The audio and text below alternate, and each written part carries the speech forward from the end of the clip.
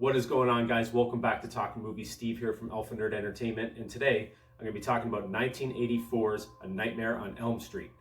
Now, I'm not going to dissect this film and give it a big review. I'm just going to share my thoughts about it because I only seen this movie for the first time just over a week ago. Now, some of you might ask, how is it taking me this long to see A Nightmare on Elm Street?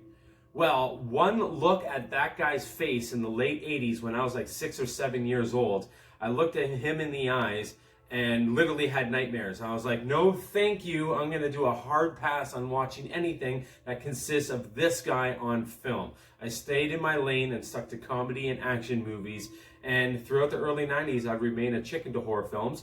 And by the time I got older, I just kind of forgot about horror films and felt like I grew past them. Well, the past couple years, I've been diving into the vault of old 70s and 80s and even early 90s horror films and having a lot of fun with it. But this was a film in particular I really, really wanted to watch because I remember the fear that this guy just caused me as a small child looking at him, which let me know that this movie was doing something very right back then. Of course, it caused me not to watch the movie because I didn't want nightmares. When I heard that this guy's like a boogeyman who haunts you in your dreams and can kill you inside of your dreams, I was like, nah, I'm good.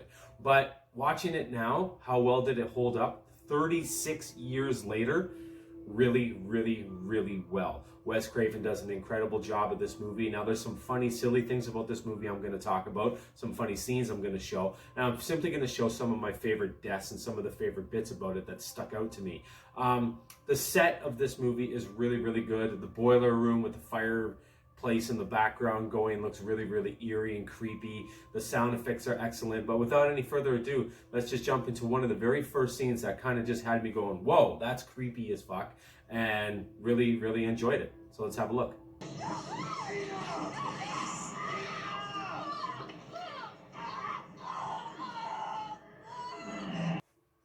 Okay, there's a lot I really like about this first death. One being that Freddy uses those famous, infamous claws to slash him.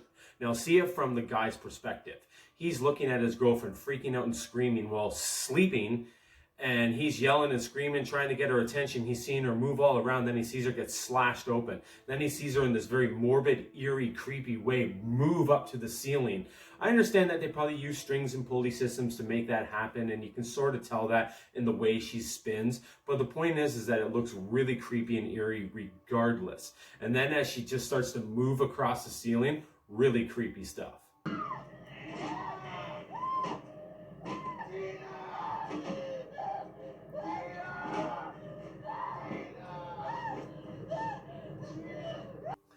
Okay, so the next scene I kind of want to talk about is a bit of a stupid scene, a scene that made me laugh. It's where the one main girl, Nancy, a character I really, really like, by the way. I'll talk about her a little bit more as we continue through the film. But there's a scene here where she falls asleep in school and she's stuck in a little nightmare. And Freddy's basically trolling her, dressed up as a girl and looking a lot like Kristen Wiig. Now, guys, tell me in the comments if I'm wrong. I apologize to Kristen Wiig, but I feel like this could be Kristen Wiig's kind of handicapped older sister. Where's your pass? Through your pass. Hey, Nancy. No running in the hallway.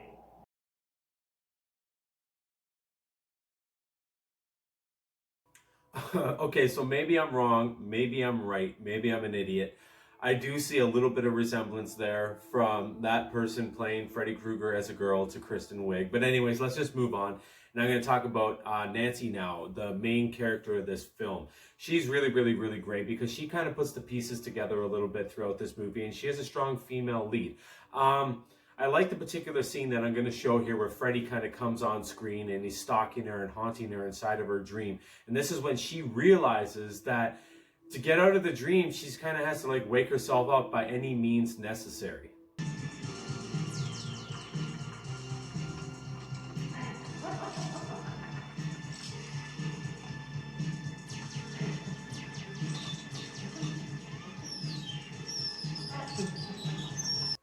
So I want to say how eerie it is the way Freddy just sort of slashes his claws across that pipe, making that horrible ear-piercing sound. Then they show his disgusting, hideous face. Kind of the exact reason why I didn't watch this movie when I was a kid.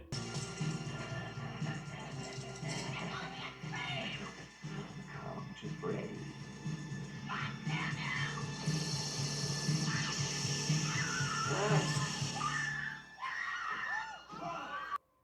Okay, so this is a really good scene, and what I like so much about this in particular is that Nancy comes to a realization that when she burns herself on that hot pipe, though she will take that pain and bring that back to the real world, it will get her out of that dream, get her out of that nightmare, and get away from Freddy, therefore saving her own life.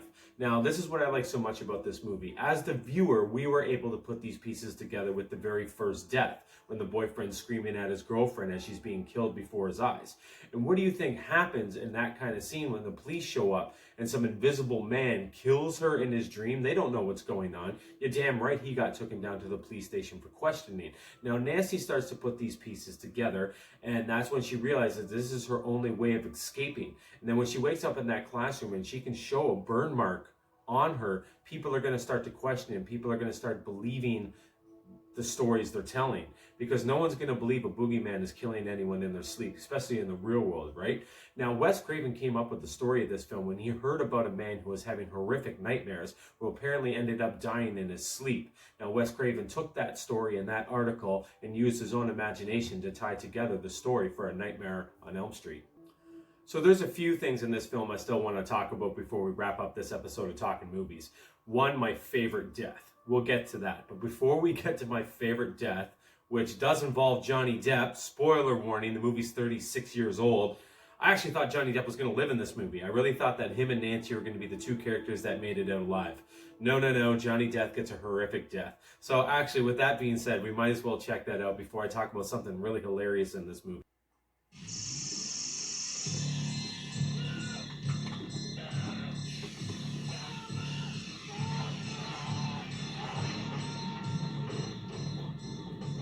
Now, the first thing I really like about this death is the eerie way Freddy's hand comes up around Johnny Depp's waist and his stomach, and you see that arm with those claws, and he pulls him into the bed. The way the bed just kind of like sinks into itself in a supernatural way, and everything there around the bed gets sucked into it. Very eerie, creepy stuff, and a really creative idea for a death. What happens after that is absolutely over the top, awesome, and disgusting.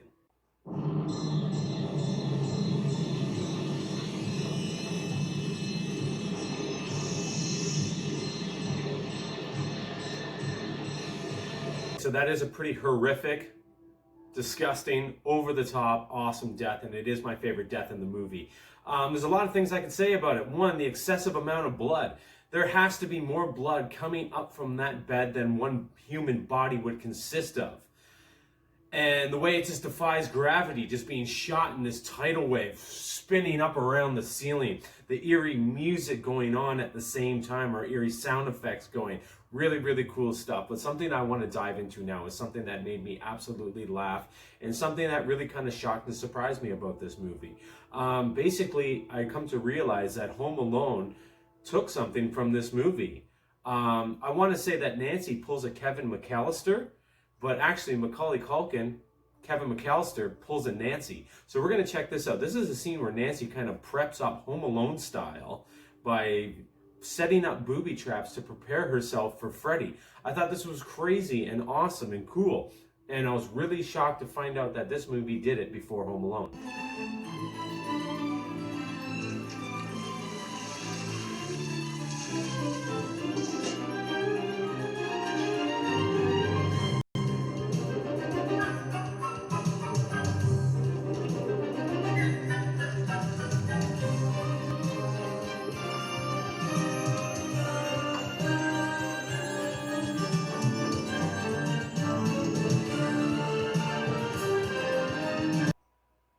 Now, seeing as this was the first viewing of A Nightmare on Elm Street for me, when I saw this scene, I knew no question that when I did a Talking Movies, I was going to be talking about the correlation between Home Alone and A Nightmare on Elm Street, as Nancy preps for Freddy to come in to stumble upon all these traps, just like Kevin McAllister in Home Alone. Now, the rest of the movie kind of unfolds like this, and it's pretty funny. It adds some humor to an otherwise scary, creepy, serious film.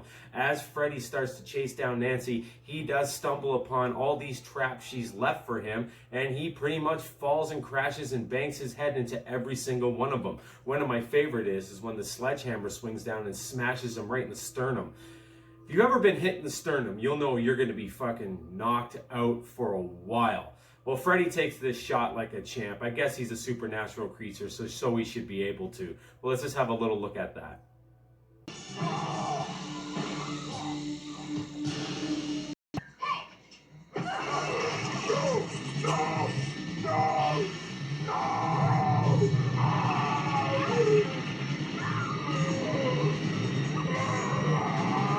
As Freddy takes a sledgehammer at full force straight in the sternum and is dazed and put down for a second or two, he's not quite defeated. He falls over some stairs. He continues to chase her through the first floor of the house. He trips over the tripwire. She hits the light on the light bulb that has all the gunpowder inside of it from the shotgun shells, blasts and does a little bit of damage then, and then she goes full-blown badass by throwing a bunch of kerosene on him and torches his ass. Freddy's running around the house completely engulfed in flames, and I'm laughing and loving it because she's getting the best of him. Does this put an end to Freddy? Absolutely not, but it does bring a conclusion to the end of our film.